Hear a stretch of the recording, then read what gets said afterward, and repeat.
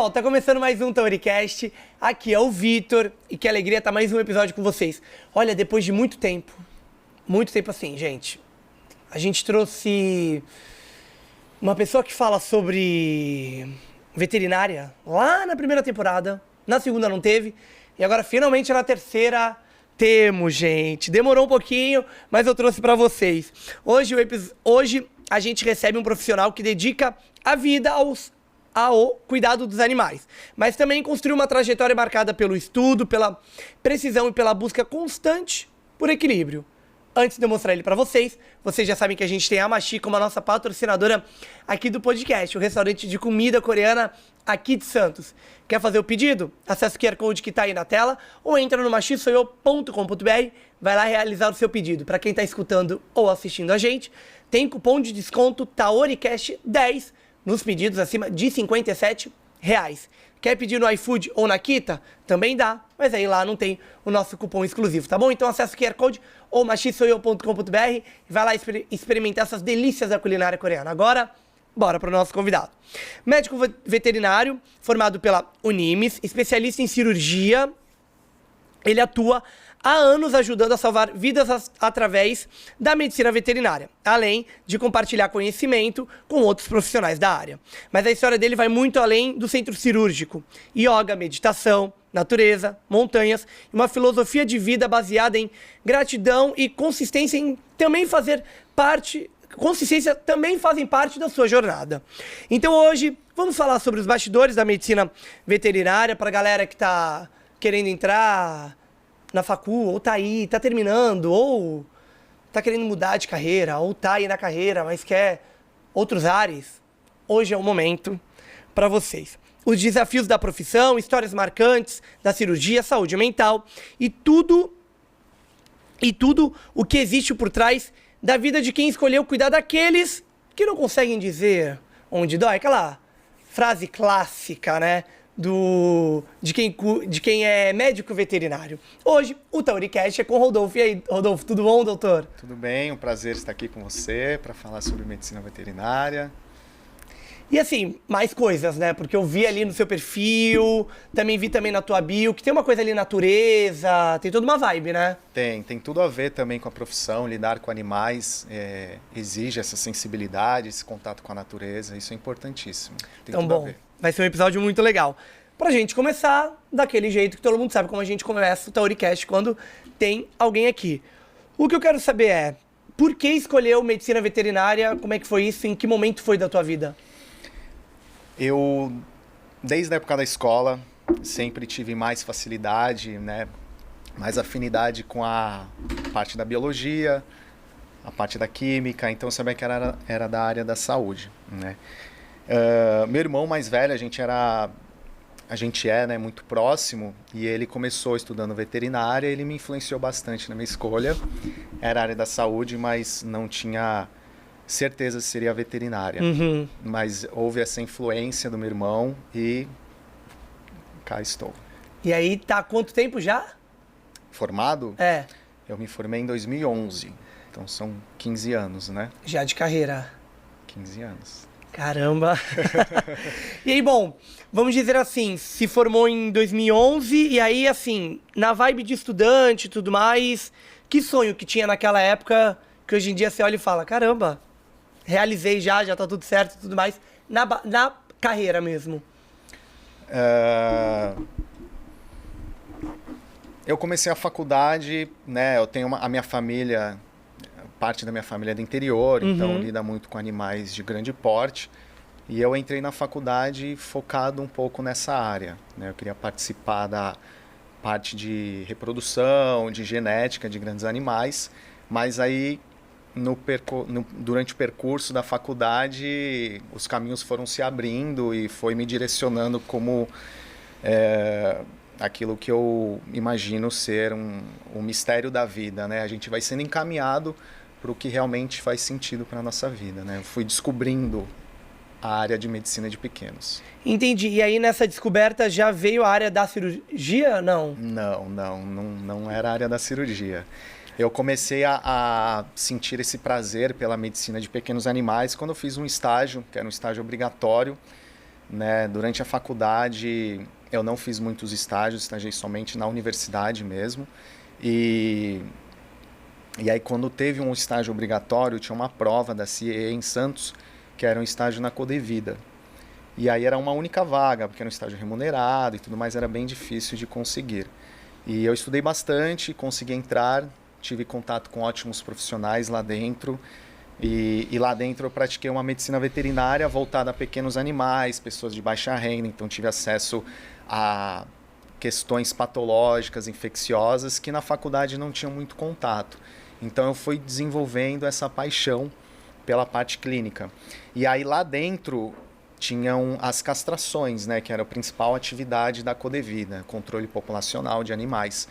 E assim, os veterinários, eles foram me colocando para participar diretamente dos procedimentos, né? Então, quando tinham cirurgias mais simples, né, que a gente chama as castrações de gatos, machos e gatos fêmeas, são cirurgias mais simples. E aí eu fui desenvolvendo a técnica e eu fui começando a operar junto.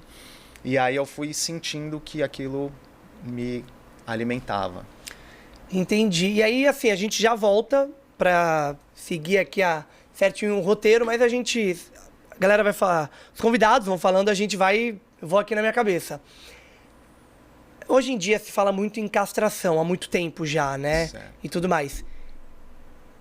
Eu preciso castrar o meu animal? Olha, eu preciso não, tá? Não precisa. A castração, ela é necessária para controle populacional, tá? Então nós vivemos num país que temos muitos animais abandonados, questão de zoonoses. Então, para o controle populacional, a castração é a ferramenta adequada. Agora, para o tutor do pet, existe uma avaliação mais minuciosa, existe a questão da raça, existe a questão do porte do cão, existem entendi. questões relacionadas à saúde, então tudo é levado em consideração e indicada a cirurgia no momento certo. Entendi, não, porque eu tô perguntando, porque a gente sempre escuta, né? Ah, mas esse cachorro é dessa raça, tem que castrar. Esse não precisa. E aí eu trago um exemplo que, por exemplo, lá em casa a gente tem um Shih Tzu, que é o Thor. A gente sempre escutou que ele precisava ser castrado. E aí, ó, dona Silvia, não é castrado. É um problema? Ou não é um problema? Ou é isso que você tá falando? Realmente depende muito da raça? Além da raça, entra a parte do gênero do cão. Então, o cão macho, ele tem menos benefícios com a castração do que a fêmea, se tratando da saúde, tá? Então, para o Thor, né, seria uma questão mais envolvida a parte comportamental.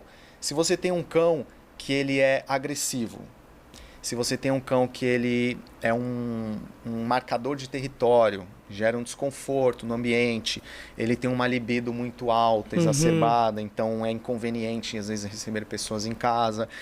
Para a questão comportamental, a castração do macho ela é super bem-vinda, né? E a gente sempre orienta a castrar a partir de um ano e pouquinho, para não ter nenhuma consequência futura, tá? Em relação à saúde no macho, a gente tem uma doença muito comum, que a gente chama de hiperplasia prostática benigna, que é um processo natural de hiperplasia, ou seja, aumento de tamanho da próstata de forma benigna.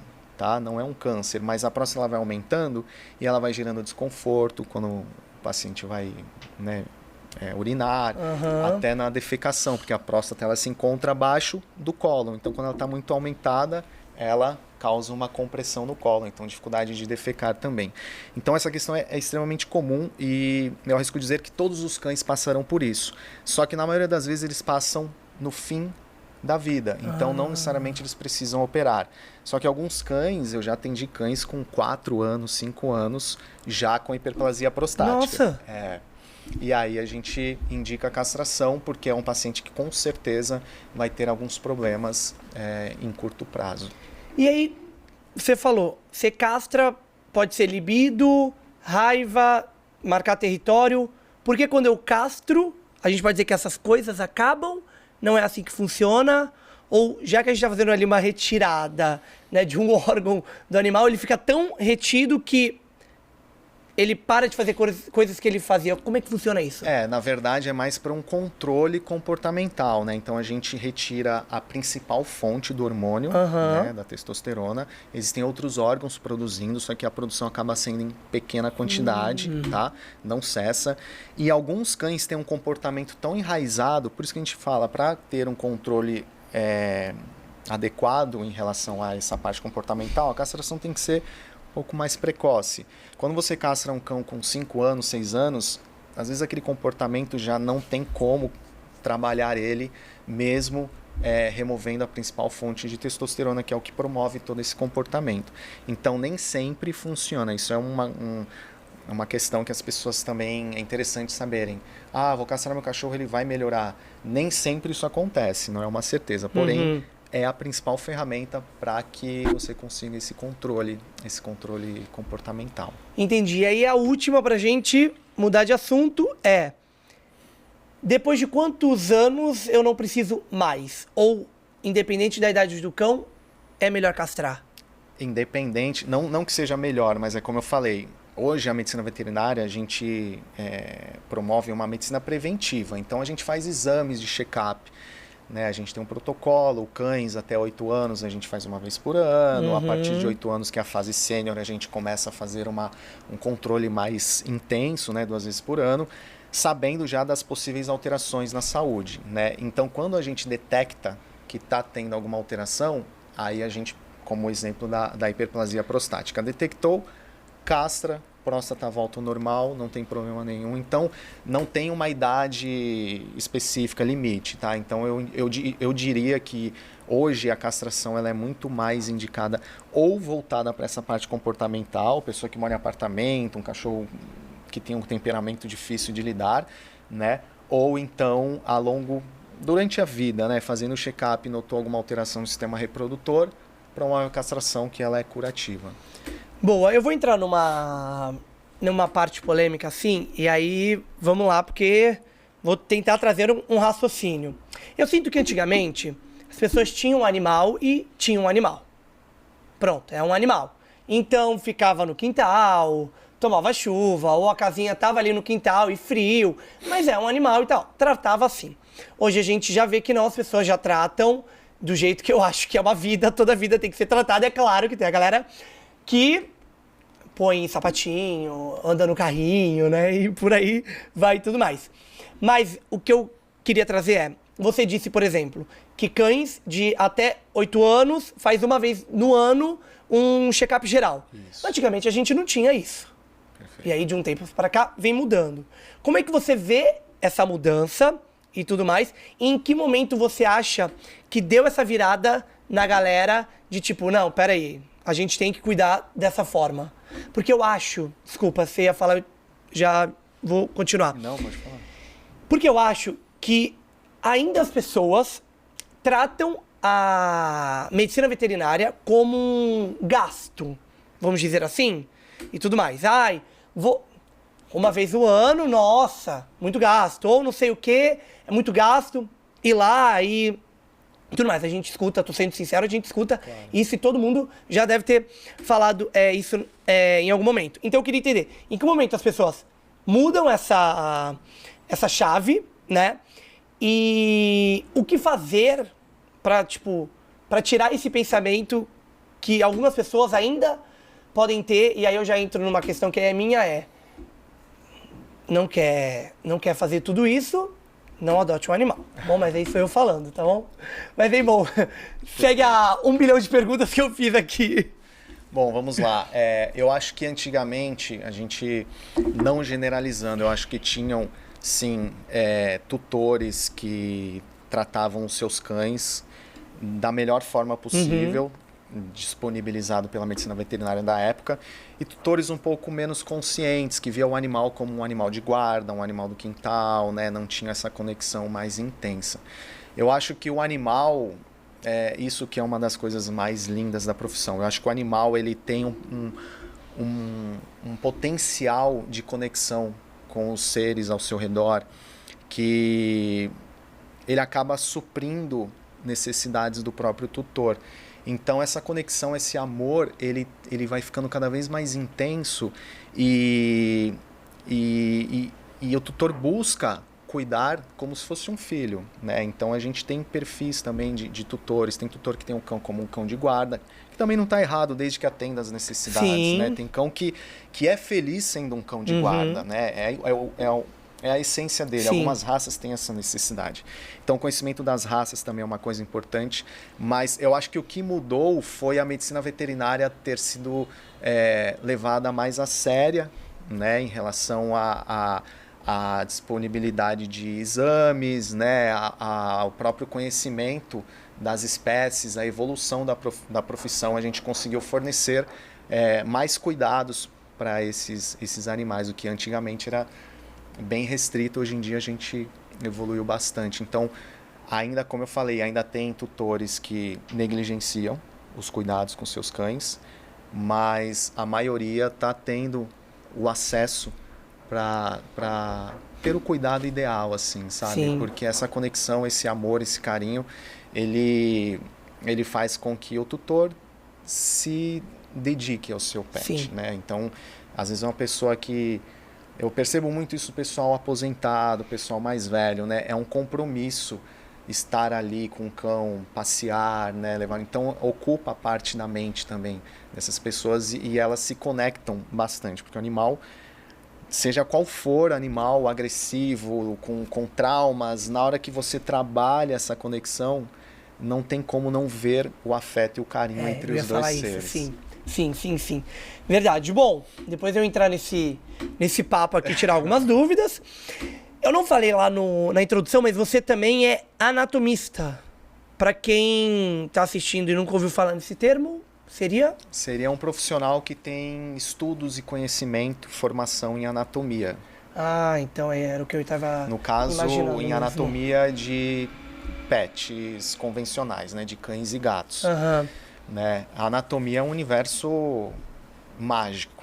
Né? Então, o anatomista é um cara que tem esse conhecimento da anatomia do paciente dele. Ele se especializou naquele assunto, então ele tem um conhecimento mais profundo de como funciona as partes do corpo. Ah, o que é muito importante, né? Pô. Principalmente para um cirurgião é mais importante um cirurgião bora lá. Ser cirurgião é importante também ser um anatomista? Olha, eu não diria que ser um anatomista, tá? Mas eu diria que um cirurgião, ele tem como obrigação conhecer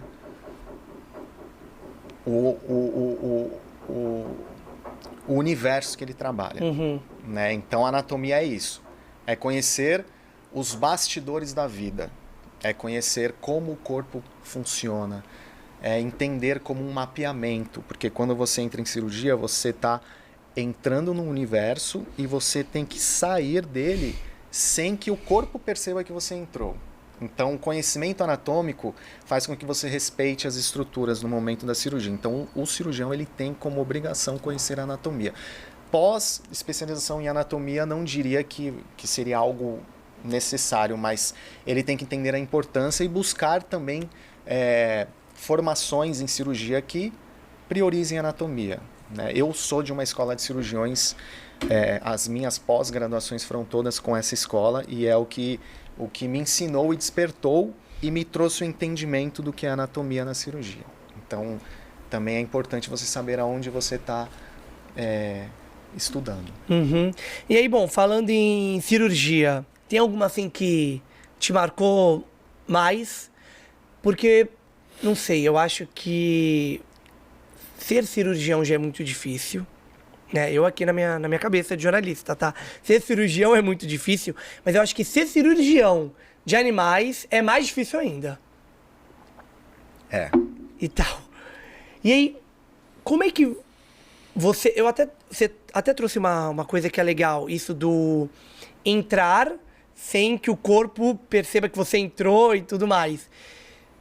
Você, lá na introdução também eu trouxe que você segue algumas filosofias e tudo mais, natureza. Como é ser cirurgião trazendo essa filosofia de vida que você faz? Porque eu acho que ser cirurgião é muito difícil, né? E aí, como é que desliga? Como é que lida? Como, tipo, sabe, não sai esgotado e tal? Porque eu vejo que é difícil. Deve ser muito, muito, muito difícil. Sim. Vamos lá, isso é muito legal falar sobre isso. Deixa eu elaborar aqui. É muito desafiador você ser cirurgião, principalmente no início, onde você precisa desenvolver a destreza, a técnica, a coragem, né? Coragem é um ponto importante. Eu percebo tantas pessoas, né? Eu dou cursos, eu vejo as pessoas com uma técnica bonita, perfeita, mas não consegue entrar em cirurgia por insegurança, né? Então é bastante desafiador, sim, você ser cirurgião. A filosofia, assim, que eu sigo, que eu busco, ela vai um pouco além da ciência, né? Eu falei muito sobre conexão. Então, você estar conectado e ter uma sensibilidade para lidar com esses seres é uma coisa que você desenvolve com o passar do tempo. E quando você desenvolve isso, você sente que está preparado para trabalhar nesse universo. Eu digo universo porque você vai adentrar um corpo. Então, eu acho que todos somos artistas, né? E a gente vai descobrindo a nossa arte ao passar do tempo da vida. E a arte da cirurgia, além de ter a destreza das mãos, exige essa sensibilidade, né? Lidar com os animais, admirar a vida, a natureza, a fisiologia. Então, é desafiador, mas ao mesmo tempo é mágico. E descobrir essa mágica é extremamente satisfatório. Você tinha perguntado mais algumas coisas. Você falou sobre procedimento que me marcou. Isso. Tá. Teve alguma cirurgia que foi mais difícil e tudo mais? Algum paciente? Sempre tem uns procedimentos mais desafiadores. E para isso, né, isso eu aprendi na minha escola de cirurgião, que é a gente trabalhar e planejar a cirurgia antes de entrar. Então, a gente entra com plano A, plano B, plano C. Principalmente cirurgias oncológicas, né, que exige mais essa versatilidade de técnicas. E muitas vezes a gente pratica isso em cadáveres para depois aplicar no paciente real. Então a gente se prepara bastante para poder entrar num procedimento extremamente desafiador. E os mais desafiadores, no meu ponto de vista, são os procedimentos oncológicos, porque o tutor, você trabalha com uma expectativa do tutor, em que você tem que ser transparente, colocar todas as possibilidades, colocar de forma transparente, né, o que ele pode esperar com o procedimento. Muitas vezes é apenas melhora de qualidade de vida, muitas vezes é curativo e muitas vezes não é cirúrgico, né? Então, eu até costumo falar que com o passar dos anos, a gente começa a ser muito mais criterioso de quando não entrar em cirurgia, não sair operando tudo. Então a gente tem critérios para falar, não, peraí, aqui eu acho que eu vou gerar um sofrimento para o meu paciente de forma desnecessária, então não indico a cirurgia. E tudo isso tem que ser conversado de forma transparente, de forma, né? E o tutor, ele acaba se sentindo acolhido, né? Ele entende a situação. E aí a gente toma a decisão juntos. Então as cirurgias oncológicas tendem a ser mais desafiadoras. Eu tive uma cirurgia que foi muito marcante para mim, porque envolve a parte de técnica, envolve também a parte sensitiva, né, de espiritualidade e tudo mais, que eu acho que isso está bem conectado. Eu operei um paciente que é um labrador, ele era um labrador macho, o nome dele era Marley. E os tutores eram de São Paulo. E eles desceram, né, vieram passar em consulta comigo e tudo mais. E quando eu vi o laudo, né, ele tinha alguns nódulos espalhados pelo fígado, mas tinham nódulos que estavam maiores a ponto de romper e sangrar, né? Que é um problema sério. Muitas vezes a gente opera para tirar essas consequências, né, de ruptura de nódulo, para evitar hemorragia e prolonga o tempo de vida do paciente. E eu conversei com o tutor e falei, olha, eu não acho que seja um caso cirúrgico, eu acho que não é o momento, acho que ele não vai, né, se beneficiar com a cirurgia. E o tutor super recebeu a informação, confiou e tranquilo. Passaram, acho que uma semana ou 2 semanas, ele me ligou falando que ele tinha internado o cachorro, né, o Marley, e falou que ele estava com uma hemorragia interna e ele queria operar. Falou, eu quero operar. Não, nem que seja para prolongar um pouco mais a vida dele, eu quero arriscar isso.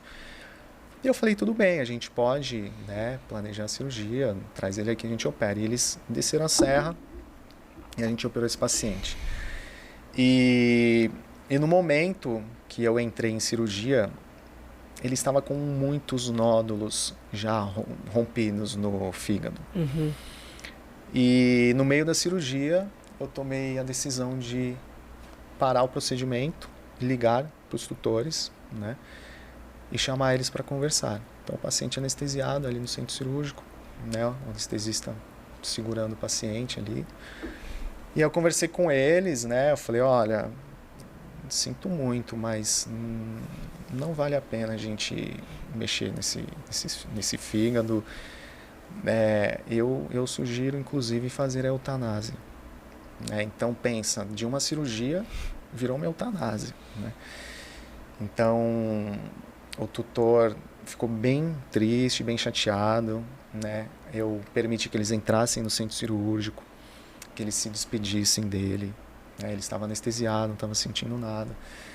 E aí eles se despediram, né? E foram embora. E aí, sempre que tem esse momento da partida de um paciente, eu tenho um costume de fechar os olhos, respirar e tentar observar, né, esse mundo que vai além da nossa realidade, né, com muito respeito e tudo mais.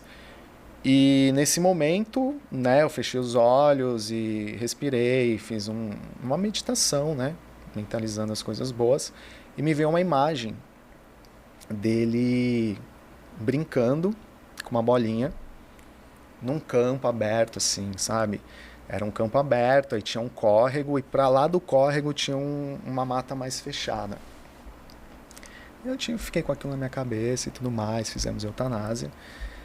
Aí passou uma semana, eu com aquela coisa, sabe? Eu falei, caramba, cara, se tem alguma coisa na espiritualidade, na sensibilidade de lidar, na conexão com esses animais, isso para mim deve estar trazendo alguma coisa importante. E aí eu liguei para o tutor, perguntei como eles estavam e comentei. Eu falei, olha, se você me der a liberdade de falar, quando fui fazer eutanásia, eu tive essas visualizações e tal, que foram muito lindas, né? Ele estava brincando e tudo mais. E aí o tutor se emocionou e falou que ele tinha essa bolinha desde pequeno, era uma bolinha vermelhinha, porque assim, eles têm várias possibilidades, né, de ser coincidência, mas assim, para mim aquilo foi uma coisa que me mostrou, falou, olha, cara, esse caminho aí é o caminho lindo que você está fazendo, entendeu? Continua desse jeito. E aí aquilo teve um peso muito forte, assim, para mim, entendeu? Então, eu respeito muito esse contato, essa conexão, essa sensibilidade de lidar com o animal, porque eles não falam e a gente precisa se conectar com eles também para poder oferecer o melhor. Não, e esse momento, assim, que te marcou, você traz aqui, eu acho que mostra como a eutanásia é muito séria na medicina veterinária, né? Você foi lá, não queria operar, acabou que eles voltaram, aí internou, ele quis, e ali no momento você já olha e fala, olha. Então eu acho que mostra como é sério, não é só decidir por decidir, tipo, olha, é assim, não. Eu acho isso também, acho muito legal a gente trazer essa parte aqui também. Sim, o tutor, ele precisa de luz, né? Aquilo que eu comento, a pessoa está perdida porque ela ama, ele ama o seu animal e ele não quer perdê-lo, né? E é muito difícil ele entrar em contato com essa realidade. Então, a gente precisa trazer essa luz para eles, para tirar todo o mito que tem em volta da eutanásia, que é um ato super responsável, Sim. Sabe? É uma coisa que a gente, até hoje, todos os tutores que passaram assim que eu conversei, que eles chegaram com, eu não quero fazer isso, eu não quero, tô com medo, e eu converso sobre o universo que tá acontecendo naquele momento, a situação, e eu explico para eles, falar, você fez tudo o que você podia, entendeu? Não tem nada que você esteja negligenciando, essa é a realidade. E aí a gente conversa muito, né? Então a gente traz essa luz pro tutor, nesse momento tão delicado que eles enfrentam, né? Aí depois vem o luto, né? E a gente serve como uma ferramenta para trazer luz nesses momentos. Por isso a imensa responsabilidade. Exatamente. Bom, depois de falar desse assunto delicado, bora fazer um jogo? Bora. Que é, pode, não pode, ou tá tudo bem falar depende, tá bom? Vou te dar algumas situações e aí tu responde. Tá bom, vamos lá. Tem algumas aqui que até eu responderia pra vocês, mas é com ele, tá? Dar restos de comida da mesa pro cachorro. Não pode. Não pode, porque tem tempero e tudo mais, e não faz bem. Dar o osso ali do frango, da comida de almoço pro cachorro. Depende. Por que depende? Depende, porque é interessante o tutano que tem dentro do osso e tudo mais, mas tem que tomar cuidado com ossos que fragmentam, que podem causar alguma lesão interna, tá? Boa. Dar remédio de humano sem orientação veterinária. Não pode. Gente, que loucura. Eu acho isso uma loucura, tá? Eu acho isso uma loucura. Gente, não dipirona. Quê? Pelo amor de Deus, nem eu tomo dipirona. Gente, não pode mesmo. Só um minuto, só um adendo.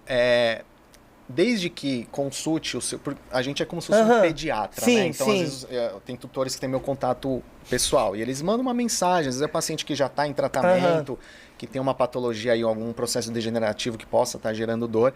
E aí sim a gente orienta, fala, olha, entra com a dipirona assim, quantos dias. Não, mas eu quis dizer sem orientação. Não, sem orientação. Pelo amor de Deus, gente. Pelo amor de Deus. Às vezes dá certo, mas não é legal. Não. Deixar o gato ter acesso livre à rua. Não.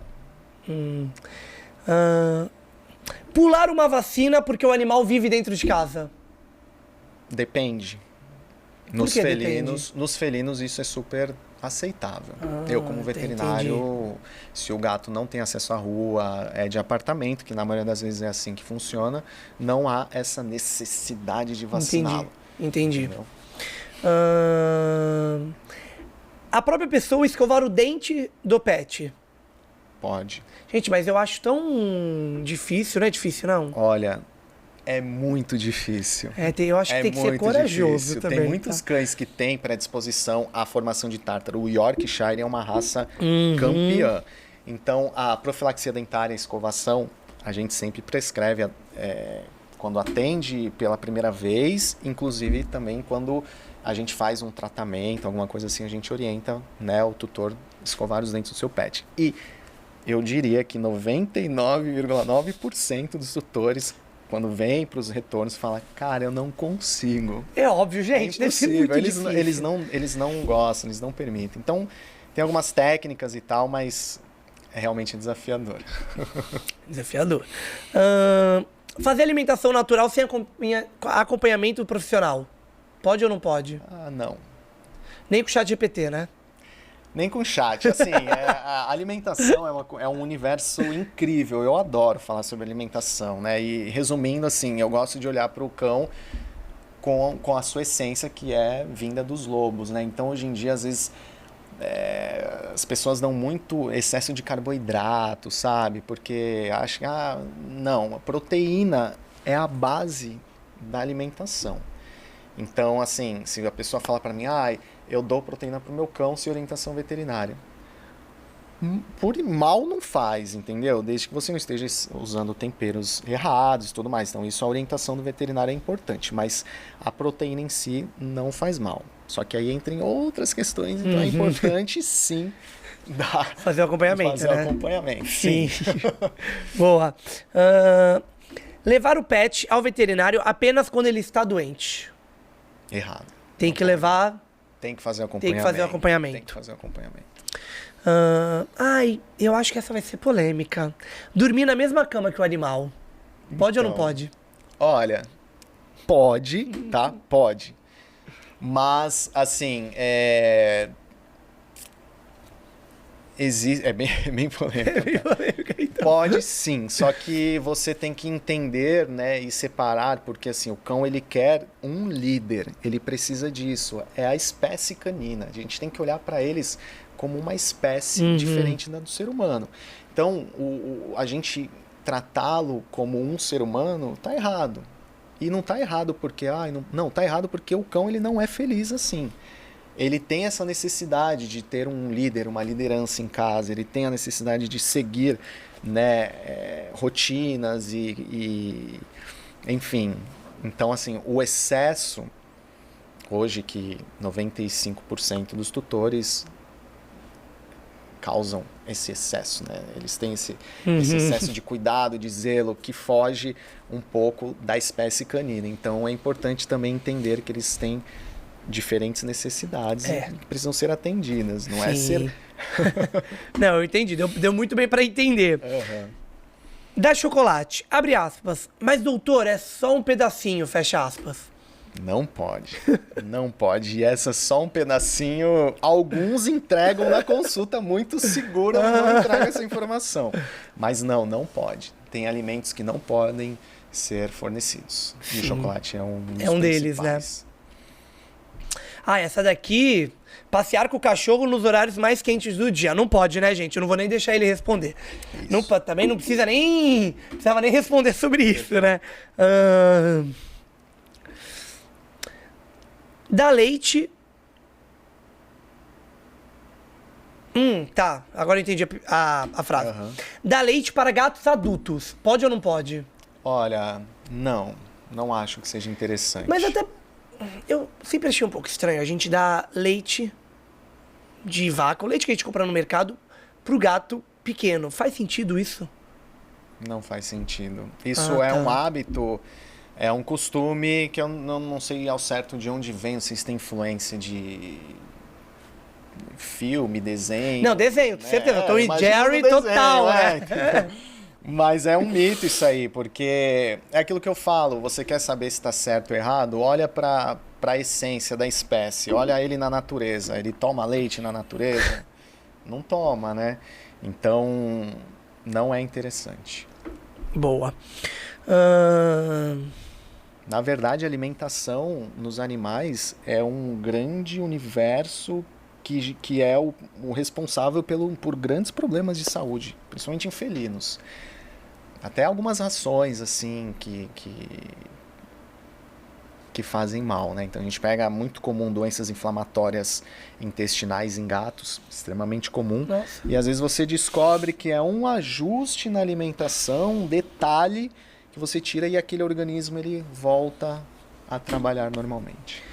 Olha, conversando com você, quem quiser ir lá assistir o episódio da doutora Carolina Haddad, dietoterapia, né? Perfeito. É sempre o melhor, perfeito, né? Perfeito. Mas com acompanhamento. Com certeza. Por favor. Com certeza. Tem que ter um conhecimento aí no bom profissional. Posso adotar um animal sem pesquisar sobre a raça? Não é o ideal. Não é o ideal porque vai gerar frustrações, né? Podem gerar até abandonos, porque você tem que entender a sua rotina, sabe como é que é a sua rotina, e de repente adotar um animal que tem um temperamento. De repente não, né? E você adotar um animal que se adapte à sua rotina. Porque tá tudo bem você adotá-lo sem conhecer, mas você vai ter que trabalhar a sua rotina também. Entendi. Entendeu? Então, tem uma mudança grande ali na casa no fim. Isso, por isso que é importante. Hoje em dia, antigamente não faziam. Hoje em dia o pessoal faz entrevista, conversa, pergunta. Às vezes a pessoa fala, nossa, perguntaram até com o que eu trabalho e tal, mas é isso mesmo. E é pro bem do convívio do pet com o tutor. Então, principalmente adoções, né, que são animais sem raça definida, mas que estão muitas vezes ali para adoção há um tempo longo. Então, quem está, né, trabalhando nessa linha de frente, eles conseguem direcionar para vocês. Falar, eu quero aquele. Falo, mas será? Esse cachorrinho é assim, assim. Acho que não combina muito com o seu estilo de vida. Então, é importante, sim. Mas assim, a pessoa está empenhada a mudar e tudo mais, mergulha, mas é importante conhecer o temperamento. Sabe, falando nisso, eu ia trazer. Quando a gente fala de pitbull, a gente sempre tem a galera tipo que põe, pitbull é bravo. Aí quando vai ver no vídeo, é o cachorro mais dócil do mundo. Mas, ao mesmo tempo, a gente escuta que é da raça ser um pouco mais, e aí você me corrige se eu usar a palavra errada, agressivo, tá certo ou não? Acho que não seria agressivo a palavra certa. Costumam falar que a raça, eles têm uma questão mais com outros animais e não com o ser humano em si. Sabe? Eu não gosto de colocar a raça nesse universo. Perfeito, sabe? perfeito. Era isso que eu queria trazer. Não é isso. Tá? Entendi. Inclusive, eu como veterinário, eu tenho uma tranquilidade enorme para mexer com pitbull, sabe? Eles são... é engraçado. Tem um paciente que só falta ele falar, assim, sabe? Ele é incrível. E tem outras raças que não têm esse histórico, mas que eu trabalho com um pouco mais de cautela, porque o olhar e aquilo que eu falo da sensibilidade, energia, você tem que respeitar, saber e tal, não é ir já colocando a mão no cão, né? Então o pitbull eu não colocaria ele nesse lugar. Eu acho que quem tem pitbull tem que entender também como ele é com outros cães, para você também ter, né, esse tipo de cuidado, mas nada Mas tem da criação? Com certeza, qualquer cão. Eu acho que é qualquer um, não é só o pitbull, mas qualquer um. Tem também da criação, que pode acabá-lo deixando mais nervoso e tudo mais, né? Sim, com certeza. Boa. Vamos ver mais um aqui. Esse eu queria pra gente falar. Deixar o cachorro sozinho por muitas horas, todos os dias. Por exemplo, vamos dizer que eu tenho um animal, moro sozinho e eu trabalho 8 horas por dia. É ruim deixar ele sozinho? Eu preciso colocar mais um animal ali que vire o irmão dele? Como é que é isso? Olha, é aquilo que eu falo, alguns cães se adaptam muito bem a esse tipo de rotina. Por isso a importância de saber qual é o cão que você vai adotar, enfim. Mas assim, você precisa atender a necessidade dele. Então, se você não tem condições de descer com ele para caminhar com uma certa frequência, hoje em dia tem, né, profissionais, pessoas que trabalham nessa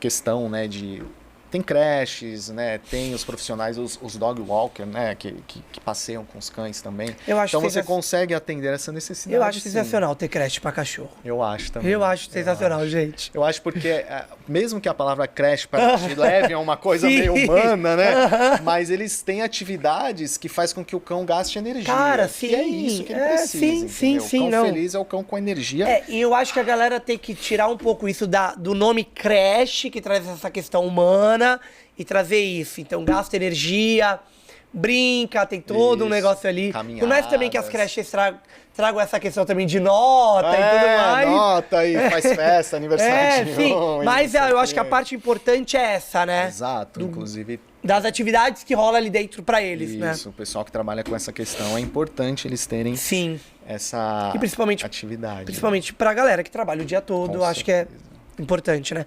E bom, pra gente encerrar de vez, doutor, posso ou não seguir dicas de saúde animal encontradas no TikTok? Depende. Depende, porque hoje em dia tem muitos profissionais que dão dicas, né? Dão orientações. O TikTok é mais dinâmico, né? Então, assim... observar o conteúdo, né? Boa. Tá tudo bem você seguir uma orientação, né? Mas eu vejo muitas coisas sendo transmitidas de forma equivocada. Então, depende. Depende. Muito cuidado com o conteúdo que vai acompanhar. E aí, bom, terminamos nosso jogo. E aí eu já vou entrar. Eu já queria falar sobre isso, né? Eu sinto que você não é muito veterinário que posta dica... conselhos, tudo mais. Eu vi, te acompanhando ao longo do que a gente foi conversando para você vir aqui, que você compartilha ali uma cirurgia ou outra e tudo mais, mas não é aquele veterinário que tá criando conteúdo na internet. Perfeito. É um problema para você, as pessoas hoje em dia não te acharem por esse método, não? Ou você prefere não trabalhar dessa forma? Não, eu acho que é uma falha minha, sim, porque a gente tem que seguir conforme o mundo que a gente vive, né? Então, acho que é mais uma falha minha. Eu gostaria, sim, de compartilhar mais conteúdos, principalmente voltado a essa conexão, né? essa sensibilidade do tutor com o seu pet. Mas é uma falha minha mesmo. Acho que eu preciso explorar um pouquinho mais. Não é porque eu prefiro ficar mais atrás dos bastidores. Ali, não. E, assim, o meu mundo é a cirurgia também, né? Então, dar dicas sobre tratamentos otológicos, cuidados com a saúde oral, tudo mais, isso às vezes sai um pouquinho do meu mundo cirúrgico. Entendi. Entendeu? Então, às vezes, o meu conteúdo é mais voltado para o veterinário do que para o público geral.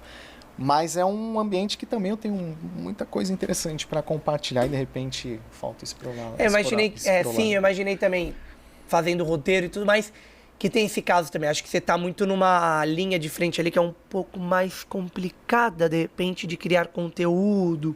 E aí, é isso que você falou também. Seria mais um conteúdo mais técnico, talvez, né? Seria mais pro profissional do que pro paciente, no fim, né? Sim, mas mesmo assim eu acho que dá para trazer coisas da cirurgia pro público, né? Falta explorar. Eu vou começar a prestar mais atenção nisso e compartilhar mais coisas também. Bom, a gente tá chegando ao fim do nosso episódio, porque você também é uma pessoa muito ocupada e a gente também precisa liberar o doutor, tá bom, gente?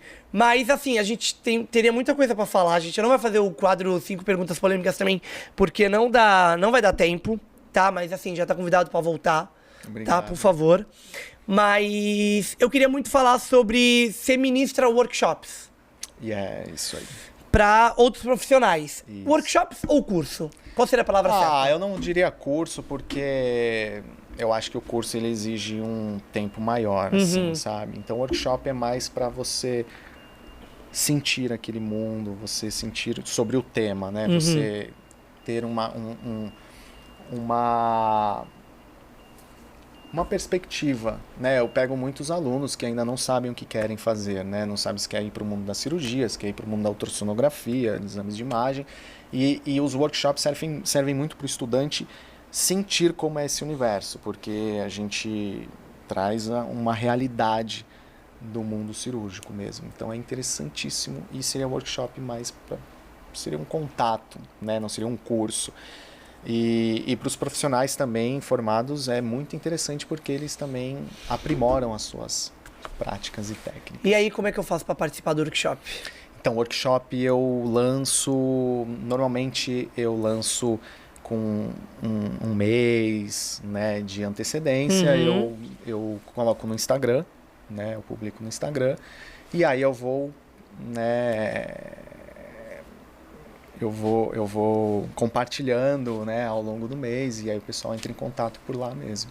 Legal, e aí qual é o Instagram? O Instagram é Rodolfo Gianetta, é o meu perfil, né, Rodolfo Gianetta 2, e tá lá aberto para o pessoal conhecer. Tem muita coisa pessoal minha também, né, que eu compartilho. Não sei se isso é um grande problema, né? Ainda não entendi muito bem isso. Mas tá lá, assim, sabe? Eu sou muito transparente. É o que eu sou, é o que eu trouxe, é a minha experiência, é a minha paixão.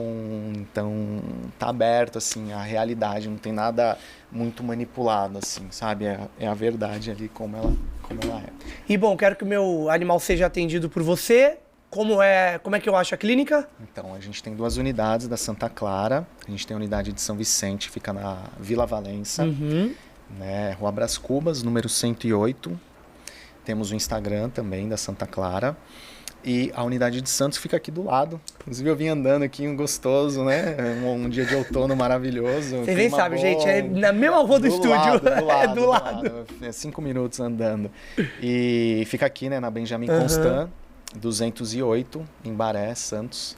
Então, bom, coloca no Google o que acha. Sim, acha. E você atende nas duas? Eu atendo nas duas. Em Santos eu venho de segunda e quarta, no período da tarde. De manhã fica o Gustavo, que é um veterinário incrível, ótimo. Sabe, o cara é incrível mesmo, tá? Não é porque ele trabalha comigo, ele é incrível. O cara é bom mesmo. E em São Vicente eu atendo todos os dias de manhã, tá? Em São Vicente também tem o Diego, que trabalha comigo também, é um ótimo veterinário. Que também é bom. É muito bom também. Então a equipe está bem alinhada, né? A parte da internação também a gente está com uma equipe muito boa, né? A parte cirúrgica, eu sou cirurgião, né? Com experiência. O Gustavo também é um cirurgião aí em formação, né? Cada vez mais preparado. E é isso, serão bem assistidos, bem-vindos e trazendo essa atenção, sabe? Esse acolhimento com os tutores, como um pediatra, né? Sim, sim. E bom, pra gente encerrar de vez, o que você falaria pra quem tá, saindo da faculdade? Tá, saindo. Isso. Tá. Bom, eu diria para buscar o conhecimento fora das faculdades, né? Da escola, porque hoje em dia a prática, que é o que a gente conversou muito aqui, ela é fundamental. Então, existe uma falha em você se formar só com a base da faculdade, sem nunca ter feito um acompanhamento, um estágio, alguma coisa, e entrar no mercado de trabalho, porque o mercado de trabalho ele é exigente, ele exige bastante, né? E tá certa essa exigência, porque a gente lida com vidas, né? Então, é importante para quem tá para se formar, estagiar, acompanhar, procurar clarear a sua mente sobre o que você quer dentro da profissão. Eu acho super válido a pessoa se formar ainda sem saber o que ela quer, tá tudo bem. Passar pela clínica, ter essa rotina de atendimentos, ter esse contato com o paciente e depois ela ir direcionando o que ela quer ser dentro da veterinária. Porque hoje em dia a medicina veterinária tem caminhos para você seguir. Você não é só médico veterinário, você consegue especializações em diversas áreas e ser um cara especializado, como o nome já fala, naquele determinado assunto, especialista naquilo. E resiliência. Acho que resiliência é importantíssima, porque toda profissão exige uma caminhada sob pedras e você precisa ser resiliente, porque se é o que você ama, se é o que você faz, você tem que ir. E agora quero me especializar em cirurgia. O que você falaria? Em cirurgia, eu diria para você acompanhar um cirurgião, fazer estágios, fazer workshops para ter esse contato e aí sim decidir uma especialização num local, numa escola de cirurgião que realmente trata a cirurgia como uma filosofia de vida, sabe? E mergulhar nesse universo incrível. Doutor, muito obrigado. Foi um episódio muito bom, de verdade. Mas eu já quero deixar o convite para voltar, por quê? Lá na introdução falei sobre a parte de filosofia, seu contato com a natureza, as viagens, né? Yoga, meditação, mas a gente não deu tempo de falar sobre isso. Então até pra galera que tá assistindo veio também por conta desse caminho. Gente, desculpa, mas realmente não deu tempo. Então a gente pode fazer um episódio só pra falar sobre isso. Perfeito, e tem bastante coisa pra falar sobre isso. Então a gente pode fazer um episódio só pra falar sobre isso. Mais uma vez, muito obrigado, viu? Eu que agradeço muito pelo convite. Peço desculpas pela... Não, relaxa, por isso que a gente tá aqui terminando. Eu adorei conversar com você aqui, foi muito bom, me senti muito à vontade, você é incrível, me deixou... Obrigado. Fluiu, né? Gostoso. Então, muito obrigado. Obrigado, viu? Prazer. Pessoal, chegamos ao fim de mais um episódio do Theorycast. Segue lá, @Theorycast em qualquer rede social. Tá assistindo o nosso episódio pelo YouTube? Se inscreve, curte o vídeo, ativa as notificações, deixa um comentário aí. Ficou com alguma dúvida? Deixa um comentário com o doutor que a gente manda pra ele vem responder, ou ele manda a resposta pra gente e a gente publica como Theorycast. Me segue também, @VitorLeutz em qualquer rede social. Tá escutando a gente pelas plataformas digitais? Também tem como seguir a gente e deixar um comentário, tá bom? É isso, pessoal. Chegamos ao fim de mais um episódio do Theorycast. Obrigado, viu? Eu que agradeço. Tchau, tchau, pessoal.